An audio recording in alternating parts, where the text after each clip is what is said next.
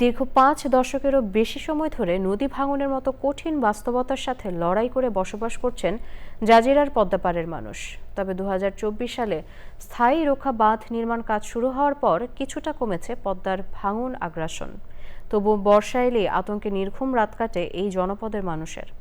পানি উন্নয়ন বোর্ড বলছে, বাঁধ নির্মাণ সম্পন্ন হলে ভাঙনের হাত থেকে স্থায়ীভাবে রক্ষা পাবে পদ্মাপাড়ের মানুষ। এস এম মুজিবুর রহমানের রিপোর্ট।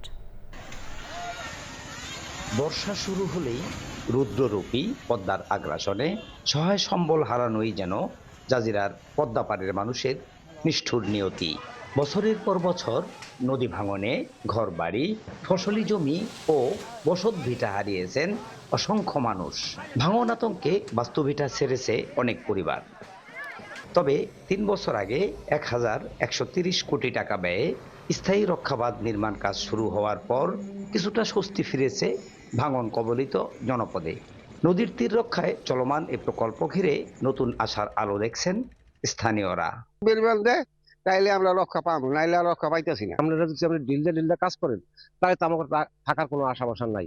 গতবার এই বাড়িটা আমার ছিল, নদীতে লয়ে গেছে। ভাঙন থেকে স্থায়ী মুক্তি পেতে দ্রুত টেকসই বাঁধ নির্মাণ কাজ শেষ করার দাবি তাদের। পাশে ভাঙ্গা ছিল গাঙ্গা নেই আছে, আমরা গাঙ্গার পাড়ে রয়েছি। এইভাবে কাজ করে আশাবাদী আমরা এই নদী ভাঙন থেকে আমরা স্থায়ীভাবে রক্ষা পাবো। নির্ধারিত সময়ের মধ্যেই নির্মাণ কাজ শেষ হবে বলে জানিয়েছে পানি উন্নয়ন বোর্ড।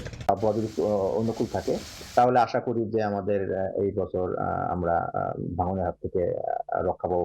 স্থায়ী বাঁধ নির্মাণ কাজ শেষ হলে শুধু ভাঙনের আগ্রাসনই কমবে না, বিস্তীর্ণ এলাকা জুড়ে নতুন করে প্রাণ প্রকৃতির সঞ্চার হবে এমন প্রত্যাশা জাজিরার ভাঙন কবলিত মানুষের। শরীয়তপুর থেকে S M Mujibur Rahman, channel I.